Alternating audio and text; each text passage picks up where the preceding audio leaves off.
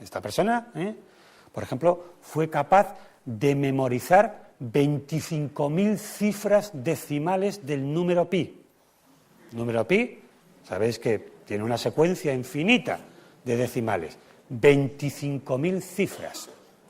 Estuvo del orden de 8 horas repitiendo cifras decimales en una universidad del Reino Unido, porque se lo planteó como reto.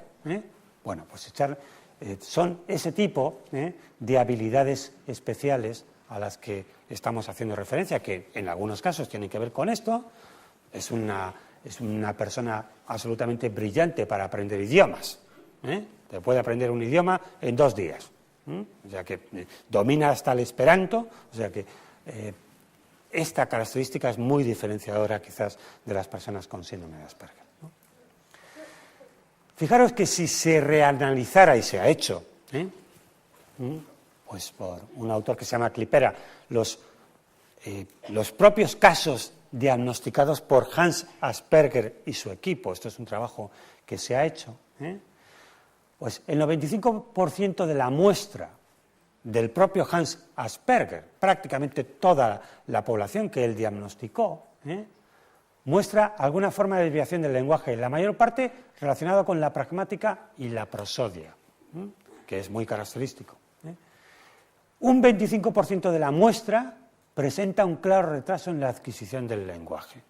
O sea que hay fundamento como para cuestionar ese criterio diagnóstico de la DSM-4 o de la CIE-10 de que no tiene por qué haber retraso en la adquisición del lenguaje, ¿no? Hablaba de características del lenguaje como un lenguaje escolástico, con articulación precisa, ignorando el contexto social cuando hablan y con una tendencia a hablar en monólogos, para contarnos o relatarnos, a veces sin percatarse de las señales sutiles que el otro estaba poniendo en juego, como para que acabe ya. Con un funcionamiento intelectual de la muestra muy alto, ningún caso por debajo de la media y más de la mitad situándose en el rango de alto a superior, es decir, personas que pueden ser confundidas y de hecho en algún caso se confunden con superdotación o sobredotación. Con un cociente verbal, cociente intelectual verbal, significativamente más alto que el cociente manipulativo, que es un poco lo que os decía también del perfil que aparecía de funcionamiento distinto en las escalas Wechsler, ¿no? Con 3/4 partes de la muestra con torpeza motora, existiendo además casi un 60% de la muestra con un diagnóstico adicional de apraxia motora, es decir, con un problema concreto de apraxia. Y sin embargo, a pesar de estas evidencias, los criterios que tenemos que seguir manejando, que no nos queda más remedio, los criterios diagnósticos no están incluyendo, por ejemplo, pues el hecho de la torpeza motora.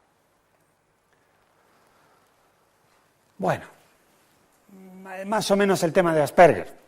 Dice que yo creo que tenemos algunos elementos para poder contribuir al diagnóstico, pero mi labor quiero que sea esencialmente crítica al respecto, ¿no? ¿De qué hablamos cuando nos referimos a los trastornos en el desarrollo del lenguaje? Porque estos son todos los temas complicados, quizás uno de los más complicados.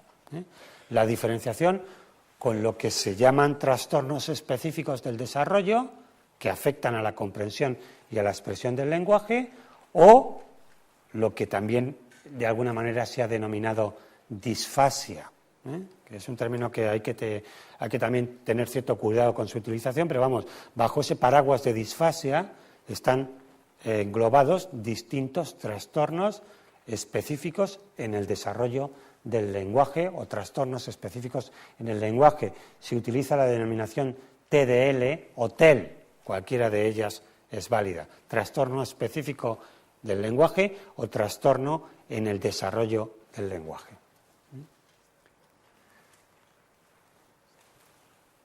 Aquí, en este esquema, quería mostraros un poquito para intentar entender cómo se clasifican estos trastornos, cómo y por qué se puede alterar el desarrollo del lenguaje. Aunque la representación debería ser dinámica,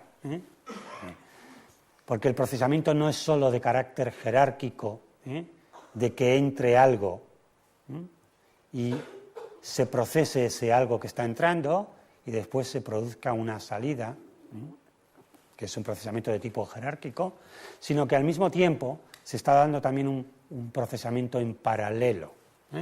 Pero bueno, para entendernos y para entender sobre todo cómo surgen la clasificación de este tipo de trastornos y que veamos diferencias con los TEA.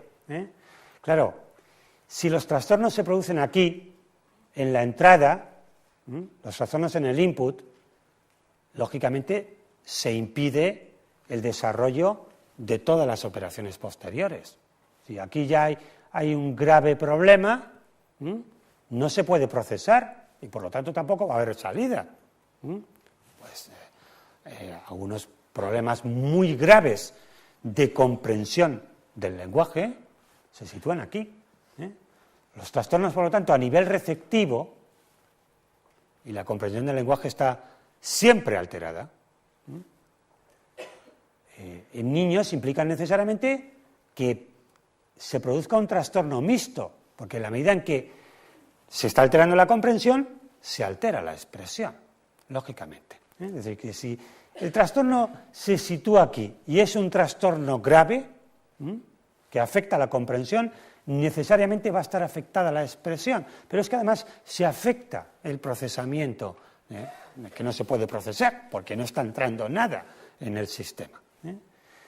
Si los trastornos se sitúan aquí, pero no está alterada la entrada, si se está comprendiendo el lenguaje, o se entiende la fonología, o se es capaz de hacer determinadas sintaxis, de operaciones básicas de este tipo, pues indudablemente los trastornos a nivel expresivo pueden ser puros.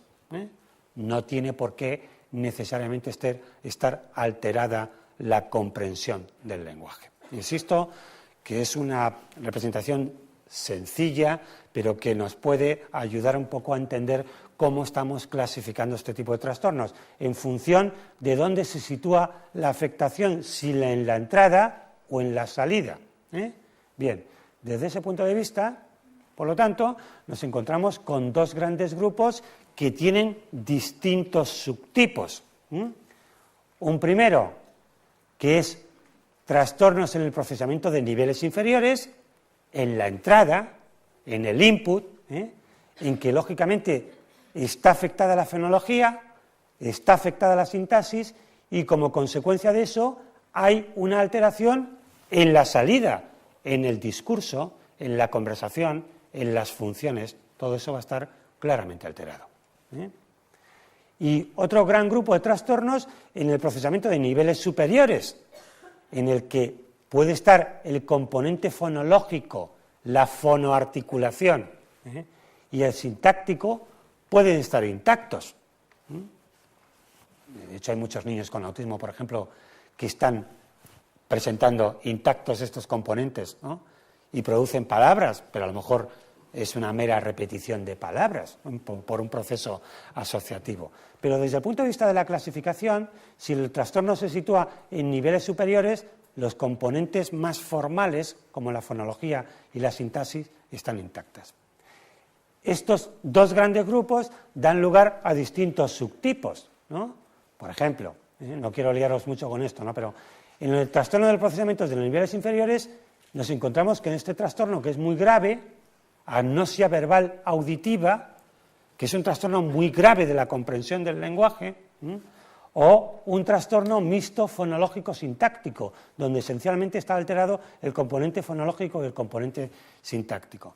También hay un grupo de trastornos expresivos, que es lo que se llama la disprasia verbal, dificultad un poquito como para la fonoarticulación, y un trastorno de la programación fonológica. Y en los niveles superiores, un trastorno léxico-sintáctico para manejarse con el acceso al léxico y con la sintaxis, y un trastorno semántico-pragmático.